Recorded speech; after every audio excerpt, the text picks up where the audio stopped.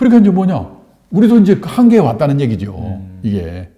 해외 사례를 볼 때 두 가지만은 꼭 유념해 둘 게 있다. 첫째가 뭐냐면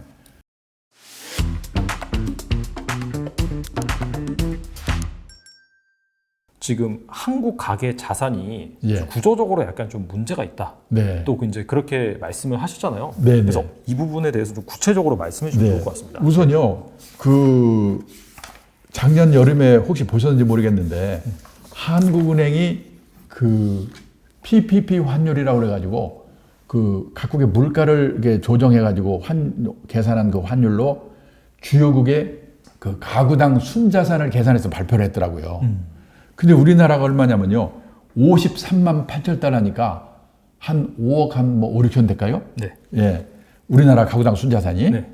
그런데 놀란 게 프랑스가요, 52만 1천 달러예요. 우리보다 다. 우리가 적어요. 더 놀란 건요, 이웃나라 일본인데 48만 6천 달러. 우리가 물론 물가를 감안해서 했다고는 하지만은, 네네. 그러니까 이 두 나라가 우리보다 몇십 년 앞서서 이 자본 축적을 시작한 나라인데 네.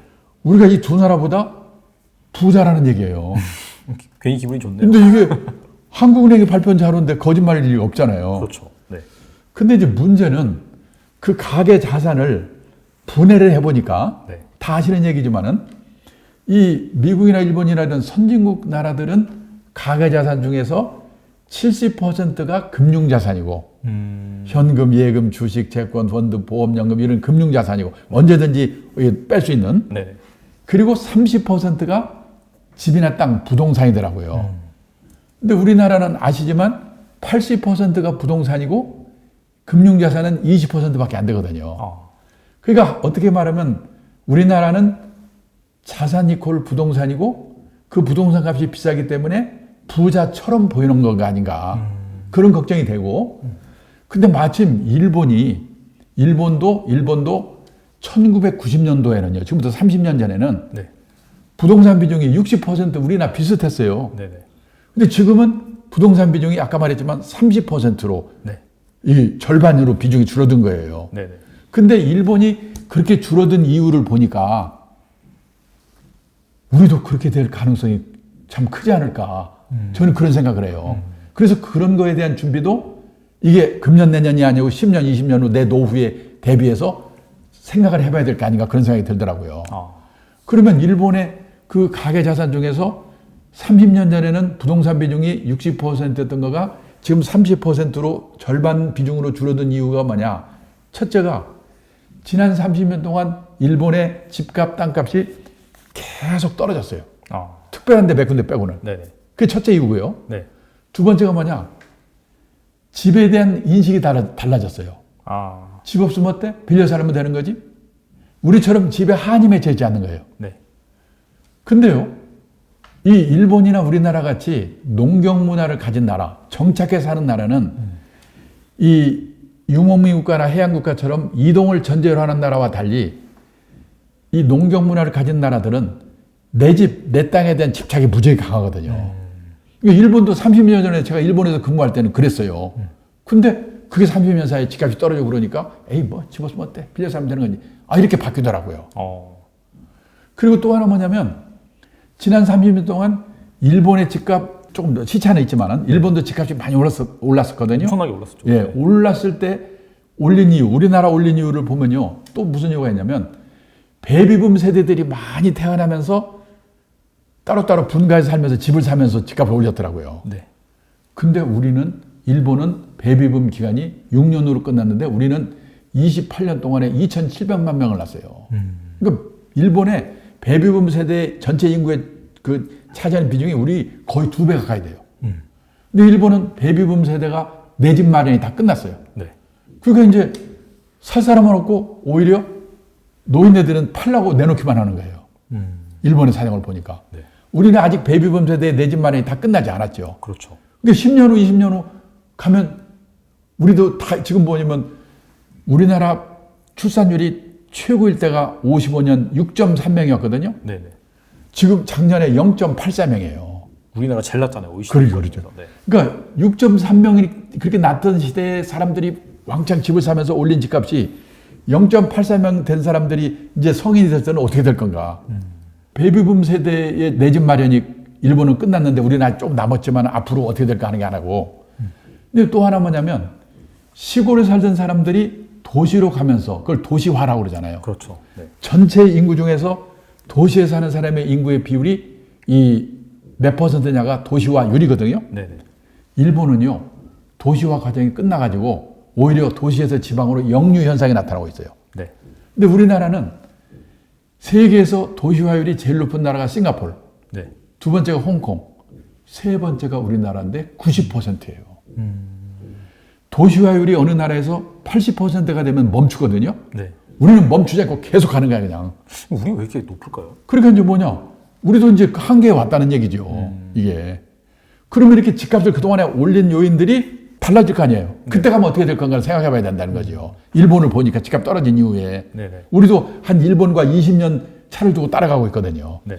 그런 문제를 생각해 봐야 된다는 거고요. 그리고 또 하나는요. 선진국에서는 보통 사람들이 돈의 여유가 좀 있을 때 이 우리처럼 집이나 가게를 사가지고 세를 직접 놓잖아요. 네. 일본도 옛날에는 그런데 지금 안 그래요. 왜냐하면 세입자의 권리가 너무 세기 때문에 세를 안 내도 함부로 못 내보내요. 그러니까 보통 사람들은 골치 아프니까 부동산 투자를 해도 실물로 투자하는 게 아니라 리츠라든지 부동산 펀드, 네. 이 간접 투자를 하는 거예요. 간접 투자. 근데 리츠나 부동산 펀드는 금융자산 안에 포함이 되어 있거든요. 그렇죠. 네. 그래서 미국, 일본 선진국은 70%예요. 근데 우리도 방향은 그런 대로 가고 있다. 이런 점을 생각해야 돼요. 그래서 근데 제가 여기까지 얘기하면요. 뭐 보나마나 한 대부분 사람들은 아, 저 친구 증권회사에서 온 모양이구나. 주식 사라고 꼬시려고 그러는구나. 그러니까 부동산 안 된다고 그러고 보나마나 막판에 가면 주식 사라고 하겠지. 그런 표정들이에요. 네네. 저 지금요. 그러니까 집 팔아서 주식 사세요? 함부로 못해요. 왜냐? 지금 돈은 넘치지요. 그렇죠. 금리는 낮지요. 네. 또 지금 우리나라 사람들이 다 조급증에 걸려 있잖아요. 네네네. 이 뭐니까 자산 격차. 그렇죠. 예. 벼락거지라고 하죠. 요즘. 그래가지고 네. 나 이러다가 벼락까지 되는 거 아니야? 그래서 지금 모든 분이 정말로 이상한 분위기가 돼 있기 때문에 금년 내년에 집값이 어떻게 될지 이거는 제가 함부로 얘기를 못 하겠다는 거예요. 네네. 그러지만은 해외 사례를 볼 때 두 가지만은 꼭 유념해 둘 게 있다. 첫째가 뭐냐면 우리나라는 땅이 좁은 나라다. 네. 좁잖아요. 네네. 근데 그 땅은 해외에서 수입도 못 해오잖아. 그러니까 다소 비싸게 사더라도 기다리고 있으면 언젠가는 올라. 땅에 묻어두는 게 최고야. 이런 생각을 갖고 있어요. 네. 실제 지금까지 그랬죠. 그렇죠. 네. 근데 앞으로요, 이 국제화된 시대에는 땅도 얼마든지 간접적으로 수입해 올 수 있는 거다. 그런 눈으로 땅을 봐야 된다는 거예요. 그거를 첫 번째로 경험한 나라가 영국, 일본이에요. 영국에서는 18세기 후반에 땅값이 쫙 오르다가 영국 정부가 밀 수입의 자유화, 먹는 밀을 해외에서 3분의 1 값으로 절반 값으로 맘대로 사다 먹어라. 이 말 한마디로 영국의 땅값이 갔어요. 아. 일본이 그 경험을 또 끝냈어요. 일본이 그 경험을 끝낸 게 뭐냐면 땅도 수입할 수 있다는 그런 생각 때문에 그런 거예요. 일본 3대 도시에 택지 있잖아요. 택지. 네. 도쿄, 오사카, 나고야에. 네. 1982년을 100으로 볼 때 피크가 290까지 올라갔는데 그게 102까지 떨어졌다가 네. 요 몇 년 동안 관광객이 몰려오고 그러니까 다시 100한 10몇까지 올라갔다가 네. 관광객 작년, 금년 안 오니까 또 떨어지더라고요. 해외에서 쌀을 싸게 사오면 김제평야, 평택평야 땅값이 떨어져요. 해외에서 소고기를 싸게 사오면 대관령, 목장 땅값이 떨어져요. 아. 지금 인도, 중국, 베트남 이런 나라들이 우리나라 기업들에게 땅을 공짜로 줄 테니까 빨리 공장 옮겨와라. 그렇죠. 얼마나 꼬시는지 아세요? 네. 아시죠? 네. 저 기흥에 있는 삼성전자가 통째로 해외로 갔다? 가질 만한 법 없어요. 경쟁력 떨어지면 갑니다. 지금 삼성전자의 베트남 미 공장에는요, 베트남 현지 직원이 2만 명 정도 있대요. 엄청 많네요. 거기 베트남 고졸 여직원의 평균 월급이 얼마냐면 $350. 월급이요? 이 월급이. 아. 한국 삼성전자의 고졸 여직원의 평균 월급이 얼마인지 아십니까? $3,700. 10배가 넘어. 그렇죠. 언제까지 버티겠어요? 그 다음에요. 저는 그래서 울산에 갈 때마다 현대자동차 직원들한테 그러거든요. 당신도 너무 세게 데모해가지고 현대차가 경쟁력이 떨어져서 울산을 떠나버리면 당신들은 거지 되거든. 첫째 직장을 잃죠. 둘째 막말로 이 울산에서 현대자동차, 현대중공업 떠나보세요. 울산의 땅값, 집값은 폭락하거든요. 그래서요, 어느 도시가 관민의 노력으로 기업이 그 도시로 모이고 사람이 그 도시로 모여서 그 도시의 땅값이 오를 수 있을지는 모르지만 우리나라 전체가 땅이 좁은 나라니까 기대는 모른다. 이 생각은 버려야 된다는 거예요. 이 국제화된 시대에는 땅도 얼마든지 간접적으로 수입해 올 수 있는 거다. 이런 생각으로 땅을 봐야 된다는 거예요. 네. 특히 우리나라는 이번 코로나를 그래도 다른 나라보다 빨리 회복한 게 제조업 때문에 그러잖아요. 제조업 비중이 높기 때문에. 그렇죠. 근데 요즘 많이 제조업들이 좀 떠나려고 그러잖아요. 생각해 보셔야 돼요. 그게 첫째요. 땅도 수입할 수 있는 시대라는 거. 네. 두 번째는 뭐냐면 이 집입니다. 네. 환갑 나이쯤 되면 애들이 결혼해서 나가거든요. 나가는 애들이 다시 와서 같이 살 가능성이 없어요. 몇 년 전에 서울시에서 65세 이상 된 부부들에게 물어봤거든요. 두 분 중에 한 분이 돌아가시고 혼자 되시면 다시 자녀들하고 같이 살겠습니까? 같이 살겠다는 대답은 20%밖에 안 돼요. 50%는 자식들하고 멀지 않은 데서 혼자 살겠다. 30%는 실버타운 같은 노인 전용시설로 가겠다. 80%가 자식들이 안 살아주는 게 아니고 부모들이 불편해가지고 혼자 살겠다는 거예요. 그러면요, 애들하고 살다가 애들 다 나가 둘만 남아. 그 중에 한 사람이 아파. 그걸 부부 간병기라고 그러거든요. 네. 한 사람 떠나 혼자 남아. 네. 그 자기도 이제 아파 떠나거든요. 한 30년 사이에 그런 일이 생기는데 그 과정별로 나는 어디서 누구와 어떻게 살 건가 이걸 미리미리 잘 생각해 봐야 된다는 거예요. 우리나라는요 100살 이상 된 분들을 백세인이라고 그러거든요. 그런데 지금 백세인이 몇 분이나 계신가 제가 조사해 봤더니 재작년의 통계로 주민등록상으로는 18,500명이 계신데요. 그 100살 이상 백세인들은 어디 살고 계실까요? 옛날에 백세인은 시골에 경치 좋고 공기 좋은 진안, 장수 이런 데 사셨는데 지금 백세인의 절반은 요양병원에 계시거든요. 그래서요, 지금 대형 고층 아파트 조심하셔야 되고, 그다음에 그래서 지금 이 일본에서는 요즘이요, 부부만 남았거나 사별하고 혼자 되면 어떤 데서 사냐? 시내에서 18평에서 20평짜리 병원 가까운 곳, 나이 들면 병원이 가까워야 돼요. 그렇죠. 네. 문화시설 가까운 곳, 재미가 있어야 되니까. 그다음에 쇼핑 가까운 곳, 이런 데 사는 게 유행하기 시작하고 있어요. 대형 고층 아파트를 조심하셔야 되고, 또 하나는요, 일본의 사례를 보니까 아파트에 앞으로 슬로마를 미리미리 생각해보고 좀 준비를 해야 돼요. 지금 제가 얼마 전에 일본 부동산 시장의 전망이라고 하는 그 자료를 하나 읽었는데 거기에 무슨 말이 나오냐면 일본의 이 아파트들이 재건축을 못 해가지고 슬럼화돼 가고 있다고 그래요. 아파트를 뭐라고 부르냐면 구분 소유 주택이라고 부르는데 구분 소유 주택을 재건축하려면 주민의 80%가 찬성해야 된대요. 우리도 그런 게 있잖아요. 네네. 근데 귀찮아. 또 하나는 뭐냐면 재건축에 성공하려면 두 가지 조건이 충족돼야 돼요. 첫째, 위치가 좋아야 돼. 둘째, 저층해야 돼. 고층으로 만들면서 비용을 빼야 되니까. 근데 위치가 별 볼 일 없거나 이미 고층이면 안 되는 거예요. 그래서 수렴화돼 가고 있어요. 그나마라도 재건축에 성공한 아파트가 있긴 있는데 어떤 아파트가 성공했냐? 재건축에 성공한 아파트의 80%가 지진 나서 무너진대. 근데 지진 나기를 기다릴 수 없는 거 아니에요. 그렇죠. 근데 지금 우리가요, 일본을 걱정할 때가 아니에요. 일본은 아파트의 슬럼화가 문제라고는 하지만 일본 전체 주택수의 6층 이상의 아파트 비율은 10%밖에 안 돼요. 지방 가면 아파트 별로 없어요. 근데 우리나라 아파트 비율이 얼마인지 아십니까? 얼마 전에 매일경제에 보도된 걸 보니까 50%. 아파트 비율이. 아직도 계속 올라가잖아요. 아파트를 워낙 선호하니까요. 예. 사람들이. 저는 저 지방도시 같은 데 가면서 벌판에 고층 아파트 있는 거 보면요. 야, 앞으로 10년, 20년 후에 우리 손주들이 저거 때려부시려고 얼마나 고생을 할까. 그것도 한번 생각해 보셔야 돼요. 그래서 저는 그러면 집 팔아서 주식 사라? 아니라니까요.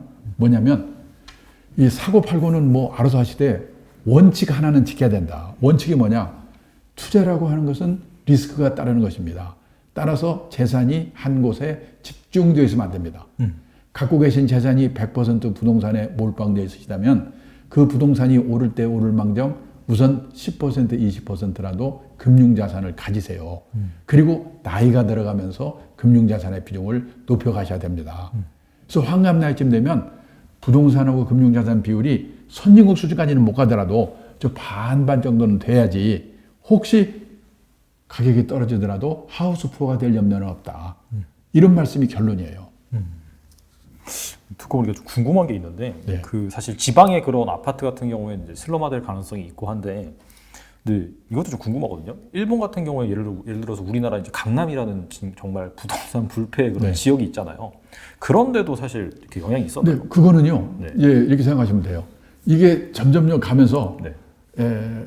가장 그 핵심 부분만 점점점 남을 거예요. 아, 예. 네. 그러니까 사실 강남 저렇게 오른 이유가 그건데, 예. 그러니까 뭐 몇 군데 그 특별한 데는 제외시키고 봐야 되는데, 우리나라 사람들이 다 거기 사는 건 아니잖아요. 그렇죠. 예. 그런 면을 생각해 보셔야 돼요. 알겠습니다. 이게 뭐 사실 집값이 이제 앞으로 떨어진다 그런 얘기가 아니라 예. 지금 사실 여러분도 이제 투자를 오래 하시다 보면 아시겠지만 너무나 이제 한쪽으로 극단적으로 쏠리면 나중엔 또 평균으로 회귀하는 그런 흐름이 자주 나타나긴 하거든요.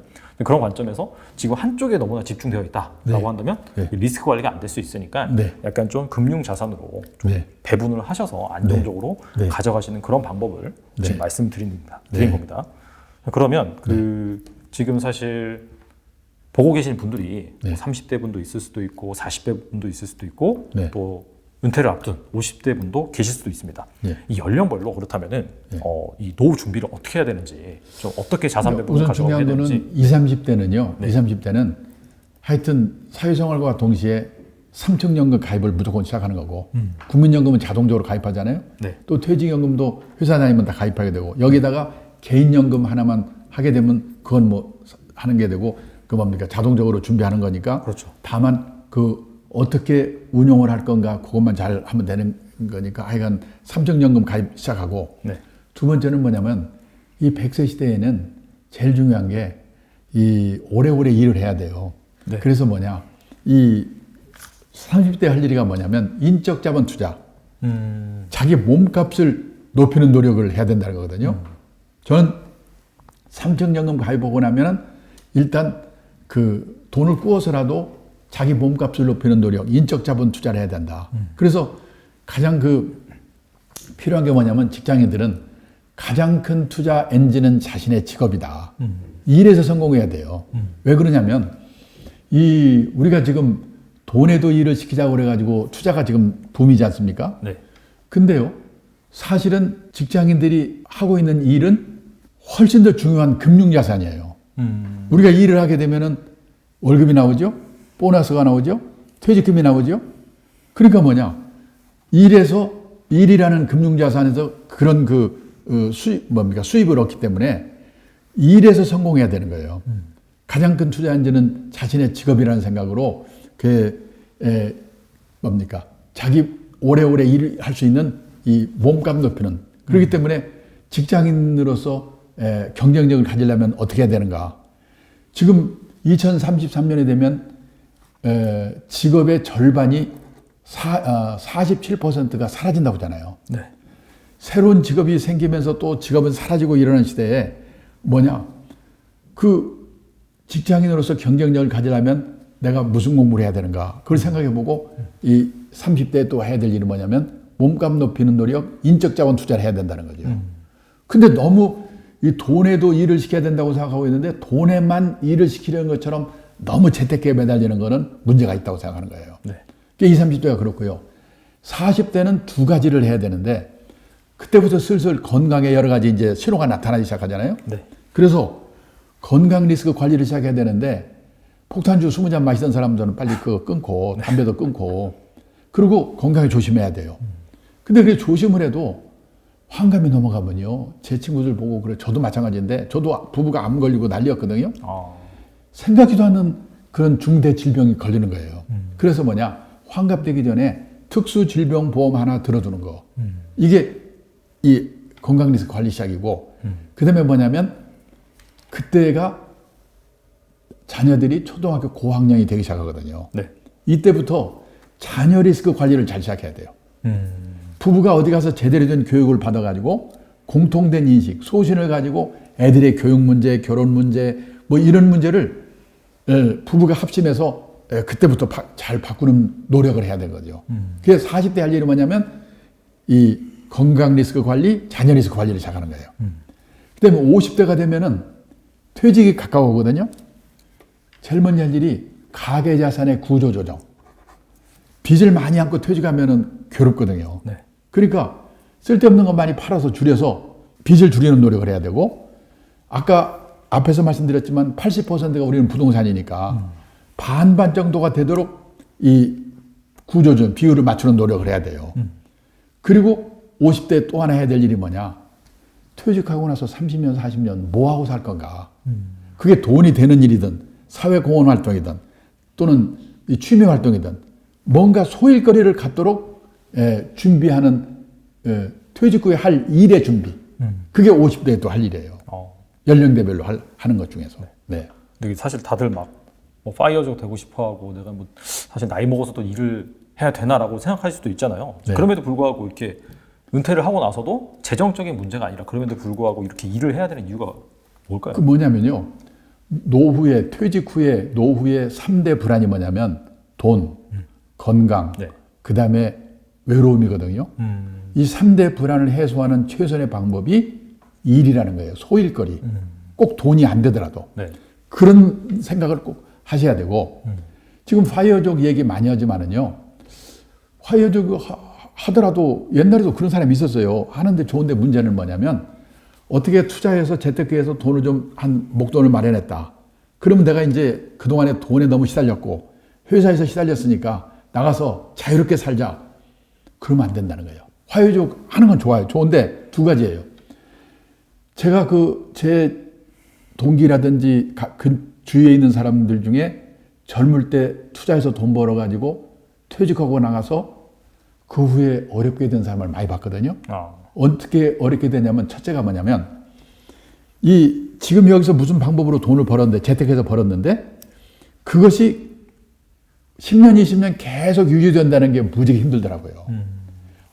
아시지만 업계에서요. 전설적인 투자자 이렇게 해가지고 돈 많이 벌었다고 소문났는데 몇 년 후에 보면 소식이 없어요. 왜? 실패해가지고. 그러니까 어떻게 목돈을 만들었는데 그거를 유지한다는 게 너무나 힘들다는 걸 알아야 되고 두 번째는 돈은 계속 벌고 있더라도 나이가 40, 50 됐는데 어디 갈 데가 없고 소일거리가 없으면 정말로 공허하다 할까? 사람이 이상해져요. 그래서 이 선진국에서 젊은 시절에 퇴직하고 하는 사람들 보면요. 예를 들어서 펀드 매니저가 힘든 직업이잖아요. 네네. 그러니까 어떡하냐. 막 일요일 날도 일해가지고 돈을 좀 벌어요. 그래가지고는 나 이제 은퇴한다. 그래서 어떡하냐. 섬을 사서 개발하거나 사회공헌 활동, 빌 게이츠처럼 하거나 네네. 무슨 자기가 빠진 도자기를 만드는 취미 활동을 하거나 그 일거리를 꼭 만들어서 하더라고요. 근데 지금 많은 분들이 보면 돈에 시달리고 직장에 시달렸기 때문에 목돈만 탁 마련하면 그다음 그 뒤에 뭐 할까는 상관없이 그냥 나가서 자유롭게 살자. 골프 맨날 칩니까? 그게 아니단 말이죠. 그런 생각을 하셔야 된다는 거죠. 건강하게 살기 위해서는 뭔가 네. 자기 정체성을 나타낼 수 있는 그렇죠. 그런 부분이 중요한 것 같습니다. 네. 젊을 때는 모르는데 나이가 들어가 보면 삶의 보람이라든지 외로움이라든지 특히 부부 사이가 좋아지는 것도 관계가 있어요. 그 부부 사이가 퇴직하고 나서 이렇게 나빠지는 경우가 많잖아요. 네. 그게 왜 그러냐면 하루 종일 같이 있으니까. 그래서 일본에 그 은퇴 전문가 오가와 유리라는 분이 저한테 몇 년 전부터 그 에세이를 한 달에 한 번씩 보내줬는데 그 3년 전에 보내온 에세이의 제목이 뭐냐면 일본에서 은퇴 남편 인기 1번. 어떤 남자가 은퇴하고도 인기가 짱인가.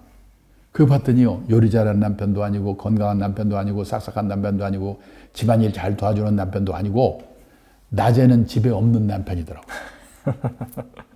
그리고 그거를 남성분들은 생각해 봐야 돼요. 마누라를 윽박질르기보다는. 그런 조화를 위해서도 뭔가 자기가 퇴직하고 나서도 아침 9시부터 오후 5시까지는 자기만의 시간, 소일거리를 갖도록 돈이 되든 일이든 사회공헌 활동이든 취미 활동이든 그거를 만들어 가지고 가야 된다 이거예요, 내 말은. 네. 알겠습니다. 그리고 이제 자녀 리스크에 대해서 말씀해 주셨는데 네. 사실 요즘 보면 특히나 우리나라 같은 게 교육열이 되게 심하잖아요. 네네. 뭐 어떻게든 명문대를 보내려고 하고. 근데 그렇게 신경을 쓰다 보면은 노후를 대비하지 못하는 경우도 많이 있어요. 네. 그쪽에 돈이 다 들어가다 보니까. 네. 이런 것들은 어떻게 해야 될까요? 그러니까 이제 뭐냐면 그 재작년에 제가 맞벌이 하는 커플 세 커플을 인터뷰를 한 일이 있는데 네. 그 중에서 과외비를 제일 덜 쓰는 집을 보니까 부부가 맞벌이해서 1억을 벌더라고요. 네. 근데 그 1억을 번 걸 가지고 초등학교 6학년, 중학교 1학년 그 과외비로만 쓰는 게 3,360만 원이에요. 1년에요. 1년에. 네네. 그러면 거기에 등록금 내야지, 옷도 사줘야지, 책도 사줘야지, 빵도 사줘야지, 게임기도 사줘야지. 그럼 저축은 언제 합니까? 근데 우리나라 직장인의 평균 퇴직 연령이 51세거든요. 50대 초반에 퇴직을 해요. 그러면 나가면 재취업해봤자 먼저 직장에서 받던 월급의 절반 받으면 끝내주거든요. 연봉 2천만 원이 무지가 어려워요. 근데 그때 애들은 대학 이제 졸업하고 뭐 그다음에 결혼해야 돼. 노부모 또 요양비 의료비 들어가. 그래서 억대 연봉 받던 사람들이 60, 70 되면서 중산층에서 탈락하는 거예요. 그래서 자녀에서 관리를 시작해야 되는데 첫째, 우리나라의 자녀 교육에 열심히 있는 건 좋은데 뭐냐면 위탁교육비로 돈이 다 들잖아요. 네. 위탁교육비로. 네. 이게 문제거든요. 그러니까 제 딸도 보니까 엄마들끼리 만나가지고 유명한 선생 과외 잘하는 데가 어디야? 골라서 시간표 딱 짜서 애들을 그대로 뺑뺑이 돌리거든요. 로봇 돌리듯이. 그러면 애들은 제일 문제가 뭐냐면 스스로 생각하는 힘이 없어지는 거예요. 스스로 생각하는 힘이. 우리 딸이 무슨 생각을 했는지 금년 중학교 3학년 되는 아들이 신학기가 되면서 어느 종교단체에서는 대안학교로 보내더라고요. 시골에. 네. 그래가지고 과외비로 기숙사비로 쓰는 거예요. 네.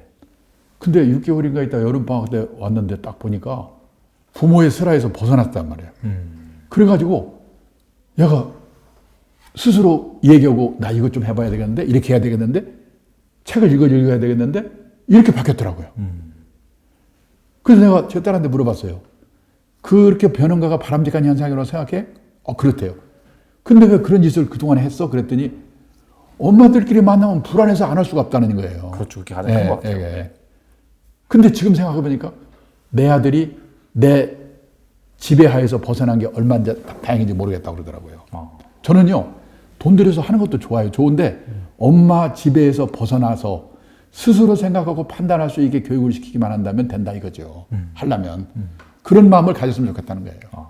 뭔가 자기 주도적으로 할 수 네, 있는 예. 그런 힘을 길러주는 게 핵심인 것 옛날 같습니다. 우리 세대가 뭐 어쩌고 저쩌고 그러는데 네. 우리 세대가 자율적으로 될 수 있었던 게 뭐 엄마들이 교육을 시켜서 그런 겁니까? 먹고 살기 바쁘니까 애들을 박쳐놨거든요. 근데 지네들이 스스로 알아서 한 거예요. 네. 근데 지금 엄마들은 먹고 살 게 있지, 예? 돈은 있지. 그러니까 그냥 엄마들끼리 앉아서 그렇게 하니까 극장에 가면 한 사람 쓰면 다른 사람 쓰잖아요. 다 앉으면 되는데. 네네. 그럴 때 이제 용기 있게 하는 사람이 슬슬 생기기 시작하는 거예요. 지금 내가 보니까. 왜냐하면 옛날에는 그렇게 해서도 과외 공부해서 좋은 대학 들어가가지고 그때는 이 신규 채용이 많기 때문에. 그렇죠. 신규 채용이 많기 때문에 네네. 그 뭡니까? 그런 회사에 취직하면 됐어요. 네네. 앞으로 저성장 시대에는요, 신규 채용이 별로 없어요. 그러니까 중소기업 같은 데 들어가가지고 몇 번 이직을 하면서 좋은 회사로 옮겨가야 돼요. 그러면 옮겨갈 때 저쪽에서는 나를 뭘 보고 뽑는가? 학벌? 스펙? 안 봐요. 회사 들어온 뒤에는 학벌 봅니까? 일 잘하는가 못하는가 보지? 그렇죠. 뽑을 때만 뽑는 거지. 네네. 그 다음에 두 번째, 평판. 한마디로 싸가지가 있는가 없는가. 거기서 흘리면 끝이에요. 네네. 오직하면 요즘 이 대기업의 인사 담당자들이 자기들끼리 모여서 그런데요. 속지 말자 학벌, 다시 보자 스펙. 돈 처벌해서 했는데 그렇기 때문에 자기 노부대면 안 되고 애들은 속지 말자 학벌, 다시 보자 스펙에 걸린단 말이죠. 그래서 빨리 생각을 바꿔야 된다. 이 나이가 돼 보니까 그때 그렇게 했으면 안 되는구나. 이렇게 했어야 되는구나. 근데 그거를 깨달을 때는 이미 늦은 거고 30대, 40대에 그걸 깨닫고 그러려기 위해서는 간접적인 경험이 필요한데 그 간접적인 경험을 통해서 그걸 빨리 생각을 좀 바꾸시고 실천해 주시면 좋겠다.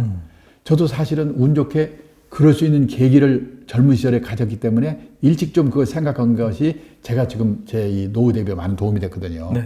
그러니까 노후 대비라고 하니까 노인들 얘기겠지 생각하지 마시고 네.